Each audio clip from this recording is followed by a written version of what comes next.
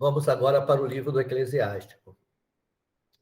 Eclesiástico ou Sirácida, também é conhecido como Sirácida. Então, pela amplidão do conteúdo, é um livro imenso, 51 capítulos, acho que é isso, 51. E pela riqueza do ensinamento, Eclesiástico é um dos livros mais relevantes de literatura sapiencial hebraica.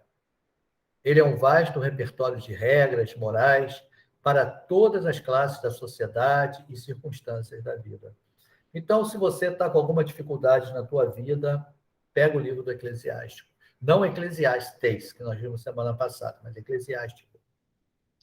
Então, a gente pode dizer, Eclesiástico, começamos a ver quem é no contexto, né? Jesus Ben-Sirá. Foi um dos maiores estudiosos da Bíblia hebraica. É um judeu, né?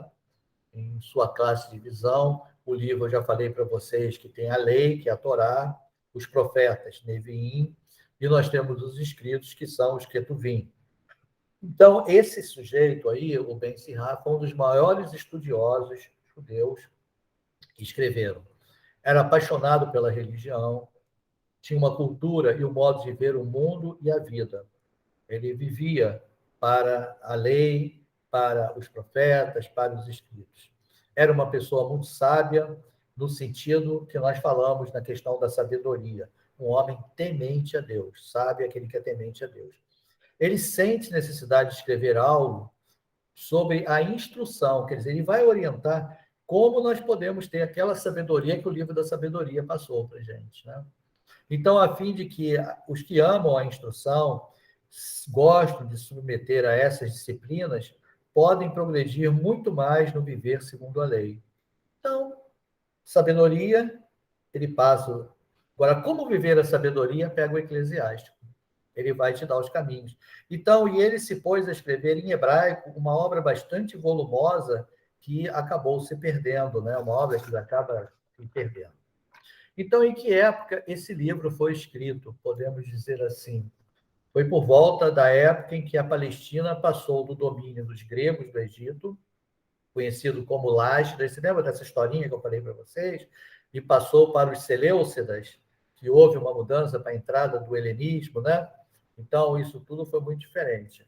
Então, Ben-Sirá conhecia o sumo sacerdote Simão, por volta de 198 a.C. Então, esse livro foi escrito antes do livro da sabedoria, mas o livro da sabedoria já tinha nos anais, época aproximadamente da morte do sumo sacerdote Simão.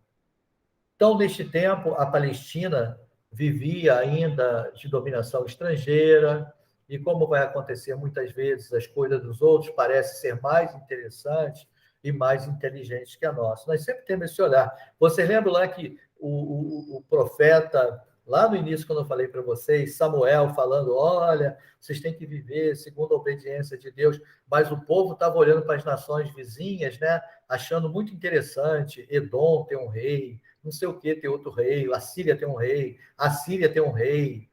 Então eles começaram, eu também quero ter um rei, quebraram a cara, foi tudo que aconteceu, né? Então Ben-Sirá, ao contrário, era um homem nacionalista, apaixonado pelas coisas da Palestina. Considerava tudo como um grande e insuperável tesouro, a herança deixada pelos antepassados, conforme citado na Bíblia hebraica. Então dizia Ben-Sirá, nós não precisávamos mendigar esmolas de outras culturas e religiões. Não precisamos disso. O povo vivia muito bem no tempo de Josué, o povo vivia muito bem no tempo das tribos, mas optou por ter um rei. Então bastava descobrir e desenterrar o tesouro que tínhamos ao alcance das mãos. Tudo isto foi sintetizado neste livro. Então ele vai fazer uma coletânea, é muito interessante, que você não precisa ler o livro de ponta, de início ao fim, mas vocês podem, às vezes, uma situação ruim que você esteja passando, abre o livro do Eclesiástico, vê se vocês se enquadram em algum dos capítulos, vocês vão ver. Daqui a pouco a gente vai ver essas partes. Mas aí vem o neto de Ben-Sirá. Lógico, a pessoa nasce, vive e morre. Ele vai traduzir esse trabalho do hebraico, o avô, né? Vai traduzir para o grego. Então, no ano 132 a.C., o Neto faz uma viagem ao Egito e descobriu que o Egito se transformou na pátria de muitos judeus, aquela mesma região de Alexandria. Esses judeus, com o tempo, foram perdendo seu contato com a língua, a cultura, a religião, os costumes praticados. Vemos tudo isso no livro da sabedoria. Então, o Neto achou prudente traduzir para o grego a obra do avô, que estava em hebraico, para que o povo mantivesse a identidade em terra estrangeira.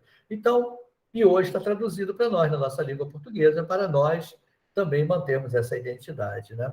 Então, essa tradução, como é que se deu essa tradução, né? Ela não foi fácil, a tradução da obra. No início foi acrescentado um prólogo, que nós podemos ver no capítulo 1, versículos 15 a 25, né? Que vai dizer para a gente, eu vou ler alguns trechos para você, né? Para vocês. Princípio da sabedoria é temer o Senhor. Fala logo isso no versículo 16. Então, isso que a gente tem que guardar, o princípio da sabedoria é temer. Vale a pena a gente refletir isso na vida da gente. Será que eu sou temente ao Senhor? Então, o temor do Senhor é a religião da ciência. Esta religião guarda e justifica o coração. Traz alegria e satisfação. Quem teme o Senhor encontra conforto. No dia da morte, será abençoado. Plenitude da sabedoria é temer a Deus. Depois do versículo 22, coroa da sabedoria é o temor do Senhor, porque faz florescer a paz e o fruto da salvação. A sabedoria derrama como chuva a ciência e o conhecimento inteligente. Aumenta a glória dos que a possuem. Raiz da sabedoria é temer o Senhor. Seus ramos são uma longa vida. Então, ele faz aqui um alerta sobre o temor do Senhor, que vai conduzir a sabedoria. Isso que basta, isso que é importante. Então, vamos ver agora o outro slide, que vai nos dizer. Então, qual o título que o Neto deu a esta tradução, né? Que até então não tinha um título, não tinha um nome, não tinha nada. Então, ele chamou de Sofia Sirhatz, né? Que significa sabedoria de Sirá, que era o nome, sobrenome do avô. Por isso, muitos chamam essa obra de Sirácida. Ela é conhecida como livro do Sirácida, né? Outros, motivados pelo uso frequente que a igreja faz do livro, né, ou chamam eles de eclesiástico, que vem do latim ecclesiasticus, que foi traduzido do grego para o latim até chegar a nós. Então, devemos agradecer ao Ben Sirá, que é o avô, né, pela obra, e ao neto pela tradução, pois graças a esses dois personagens, esse livro chegou até nós. Muito interessante isso, né? Então, hoje, o texto que nós utilizamos em nossas Bíblias, elas são cópias da tradução grega, feita pelo Neto. Então, com o tempo, arqueólogos, estudiosos, encontraram 2/3 daquele texto original do avô, que estava em hebraico, que ainda estão sendo objeto de estudo e pesquisas. Aí aparece uma palavrinha aí chamada geniza, né? O que é a geniza, né? É uma palavra que significa depósito. E toda sinagoga, ela tem uma salinha ao lado, onde eles colocam os livros, os escritos que eles guardavam, né? Então, é uma sala associada à sinagoga, onde se abandonavam partes do Antigo Testamento, e elas, alguns lugares não foram cuidadas, elas se deterioraram pelo uso ou com excessivo erro de copistas, né? Então, a Geniza mais famosa é a Geniza do Cairo, que continha cerca de 200 mil manuscritos ou fragmentos de texto, material riquíssimo para os estudiosos. Então, se você pega lá os manuscritos de Qumran, que vai no Museu do Cairo, vai no Museu de Jerusalém, é muito interessante você ver esse material que foi encontrado no que eles chamavam de Geniza. É como se fosse uma sacristia e um depósito na igreja, um lugarzinho que vai se guardando as coisas, né? Então, lá que ficava. Na época, havia um respeito escrupuloso pelo papel, eles guardavam, não destruíam. Isso vai redundar em benefício para os especialistas. Quer dizer, hoje nós temos muita coisa porque eles tinham o hábito de guardar. Hoje nós queimamos, rasgamos, jogamos fora. Hoje é tudo, então, com as negócios das redes sociais, então, está terrível. Ninguém quer mais saber de livro, né? Então, alguns estudiosos afirmam ter sido uma geniza, o destino original do hebraico de Jesus Ben Sirá, que foi encontrado e hoje está sendo traduzido a maneira que os estudiosos conseguem avançar nos ensinos. E outra coisa também, esse livro ele tem uma característica que é o mais volumoso livro deuterocanônico, né?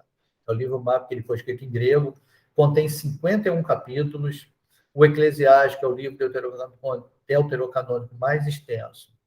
E a gente precisa ter paciência para lê-lo, né? Porque ele é grande, tem que ir devagar, comendo pelas beiradinhas. Em seus livros, Jesus Ben-Sirá vai falar de 5 vezes da palavra paciência, né? Ele trabalha muito a paciência. Ele vai falar nesses pontos aí, todos que eu estou mostrando para vocês, Eclesiástico 2, 14, etc., ele vai dizer no 2,14: ai dos corações covardes, dos lábios perversos, das mãos indolentes, e do pecador que quer entrar na terra por 2 caminhos. A gente tem que escolher um caminho. Igual a sua grande misericórdia, é também a sua severidade. Julga os homens conforme as suas obras. Depois, no capítulo 18, por isso multiplica sua piedade para com eles. Eles mostram o caminho da justiça, falando da miséria dos homens. Em Eclesiástico 35, pois se sua face sobe até o céu, e o Senhor, que a ouve, não terá prazer em vê-las. São os sacrifícios aceitos. E Eclesiastes 41, para quem vive tranquilo e é feliz em tudo, e ainda é capaz de gozar do prazer. Ele falando isso da morte. Então, é interessante a gente depois pegar esses textos e se aprofundar um pouco mais. Então, evidentemente, ele não estava falando aqui, o autor, né, da paciência que devemos ter quando procuramos um versículo em sua obra. Mas, de fato, não foi ele que pôs os números nos versículos em seu texto. Porque é interessante também, esse livro acontece, o que acontece em muitos outros livros, a gente tem, dependendo da tradução que você usa, a citação pode não coincidir com a citação de outras Bíblias. Então, às vezes, pode ter diferença se você pega a Bíblia da Ave Maria, a Bíblia de Jerusalém, a Bíblia da Tebe, a Bíblia da Paulo, etc., Peregrino, existem tantas Bíblias, então você vai ver essas diferenças. Então, isso deve ao fato de existir pelo menos 2 manuscritos antigos, importantes, a partir dos quais se faz a tradução para as línguas modernas. Então, qual manuscrito foi pego esse primeiro? Então, além disso, existe também uma tradução latina, que ela é feita por São Jerônimo, que é chamada de Vulgata, cujo texto nem sempre coincide com os manuscritos gregos, né? Por exemplo, eu boto aqui, pegando um trecho do livro do Êxodos, né? Êxodos 2,14, diz assim: mas ele respondeu: quem te constituiu chefe e juiz sobre nós? Queres talvez matar-me como mataste o egípcio? Moisés ficou com medo e pensou: certamente o fato se tornou conhecido. Então, aqui, quando Moisés foge de Madiã, e o que diz Eclesiástico 2,16? Ai de vós que perdestes a paciência e abandonastes os caminhos retos e vos extraviaste por maus caminhos, pedindo confiança. Então, você vê o trecho do livro do Êxodo, falando de Moisés, um homem que fez uma aliança com Deus, mas ele matou um egípcio. E aqui ele fala: ai de vós que extraviaste por maus caminhos. Mas Moisés matou, caramba. Como é muito difícil de fazer uma interpretação disso, né? Então, para mostrar para vocês que esses manuscritos nem sempre coincidem. Então, um cuidado que a gente precisa ter é com o preconceito machista. Esse livro é cheio de preconceitos também, porque era uma literatura daquela época, uma linguagem daquela época. A visão de Jesus Ben-Sirá acerca das mulheres é nitidamente negativa, ou pelo menos sérias de reservas. Então, isto porque ele parte do princípio de que o homem e mulher foram criados à imagem e semelhança de Deus, mas do princípio do que foi a mulher, quem induziu o homem à transgressão das ordens de vida foi a mulher. Então, ele joga a culpa toda na mulher, né? E ele fala isso em Eclesiástico 25, 24, que vai dizer para a gente: a maldade da mulher altera o seu semblante, torna-se rosto sombrio, como o de um urso. Seu marido senta-se no meio dos vizinhos. O marido até foge, né? Então, ele falando aqui uma alusão às mulheres más. Então, os textos de Jesus Ben-Sirá, devem, pois, passar pelo teste do relacionamento, né? É o teste do relacionamento de outro Jesus, o Jesus de Nazaré, que era totalmente diferente disso. Ele ia lá conversar com a prostituta, aquele que não tiver pecado atire a primeira pedra, e da sua relação com as mulheres, inclusive com as mulheres pecadoras. Esse que é o grande contexto desse livro, né? E agora chegamos ao texto do livro do Eclesiastes, estamos quase acabando aqui, né? A hora também já está avançada. Eu vou abrir aqui esse trechinho para vocês. O livro do Eclesiástico, ele tem uma coleção de sentenças. Então, eu não vou ler todas essas sentenças. Se você quer saber sobre o pudor, a falta de segurança, o que ele pensa dos homens, das mulheres, dos governantes, da tradição, vocês têm assunto aberto aqui para procurar, né? E trabalhar. E continua a glória, a prudência, a miséria do homem, como fazer o bem. São trechinhos curtos sobre a luxúria, sobre os danos da língua, sobre o preguiçoso, sobre a mulher virtuosa, sobre a mulher maldosa, sobre a beleza feminina. Ele tem linguagem, mas lembrando, ele é bem machista, tá?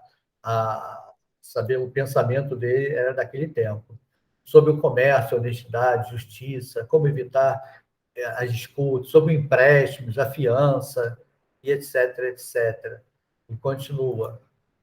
E temor de Deus, a oração, os amigos, a morte, um bom nome, precaução pelas filhas. Então, você tem várias sentenças que podem ser trabalhadas.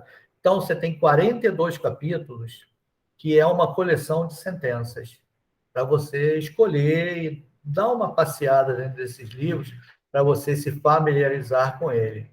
E continuamos ainda, temos no capítulo 42 ao 43, a glória de Deus na natureza. É um pouco Laudato Si do Papa Francisco, né? Sobre a criação, o sol, a lua, as estrelas, as maravilhas da natureza, o mar, que tem uma conclusão. Ou também uma oração de São Francisco. E ele tem uma última parte aqui, que aí ele vai fazer uma glória de Deus na história dos homens. Aí ele vai pegar todos os personagens, desde Enoque, Noé, Abraão, Isaac, Moisés, vai falar de cada um deles que nós já vimos na história deuteronomista, Elias, Eliseu, Ezequiel, até chegar à busca da sabedoria. É muito interessante, ele faz assim uma viagem pela história deuteronomista, a história do cronista, e para aqui, principalmente a história deuteronomista, e ele para aqui para a gente, né? Então, sendo um resumo, né, esse livro, ele na realidade, ele é um resumo, né, de toda a herança espiritual e cultural de Israel. É difícil estabelecer uma divisão nítida entre as partes que compõem a obra de Jesus Ben-Sira, muito difícil, porque é uma tradução que já se perdeu agora, que foram encontrados manuscritos. Então, melhor seria ter presentes alguns pressupostos para a leitura do que ficarmos tentando quebrar a cabeça, encontrar uma divisão nítida no livro eclesiástico. Não existe uma divisão, não tem um princípio, meio e fim, eles são pontos estanques. Um pressuposto importante nos é dado, é o tema da sabedoria. Então, tudo que fala lá está buscando o quê? A sabedoria. Vai tudo nos levar ao tema da sabedoria. Então, o mundo grego ostentava orgulhosamente uma multidão de sábios, que era filosofia, oradores, poetas, etc., etc., profissões de relevo que deram à Grécia Antiga privilégio de ser o berço da cultura ocidental, né? Então, mediante todo esse helenismo, tem esse livro da sabedoria, tem o livro do Eclesiastes, que vai mostrar justamente isso para a gente, que é alertar. E hoje nós não vivemos nada diferente. Você liga uma televisão, entre uma parte de uma novela e outra, a parte do Jornal Nacional e outra, a parte de um... É propaganda tentando te vender um monte de coisa, é cartão de crédito, é supermercado. Então, Guanabara, então, não aguento mais. Até desligo aquela porcaria. Fala 800 mil preços, que me dá náusea. Então, diante dessa enxurrada de pessoas cultas e competentes, provavelmente muitos judeus vão se sentir como um povo de segunda categoria, porque é muita... Isso vai embater a filosofia. Então, Jesus Ben-Sira, ele se esforça, ele mesmo, a combater esse complexo de inferioridade, mostrando que na Bíblia hebraica se encontra um tesouro de sabedoria que vai fazer inveja a qualquer grego presunçoso. E aí eu deixei textos a destacar no livro do Eclesiastes. Então, alguns textos em destaque. Está na folhinha, primeira folha, né? Toda sabedoria vem do Senhor Deus. Depois, no versículo 11, capítulo 1, o temor do Senhor é glória e honra. Eclesiástico 2, filho, se pretende servir ao Senhor, permanece firme na justiça e no temor. Prepara-te para a provação. Todos nós teremos provações. Depois, Eclesiástico 3, aquele que respeita o pai obtém o perdão dos pecados. Eclesiástico 6, nada é comparável a um amigo fiel, a um bem que não tem é um bem que não tem preço. Sabemos disso, né? Eclesiásticos 8, não despreze o discurso dos sábios, pois é deles que aprendemos a disciplina e a arte de servir aos poderosos. Depois, Eclesiástico 14, é feliz quem permanece na sabedoria e medita sua justiça. No capítulo 20, os males aumentam para quem é indisciplinado. 25, como é bela nos idosos a sabedoria, e nas pessoas eminentes o discernimento e o conselho.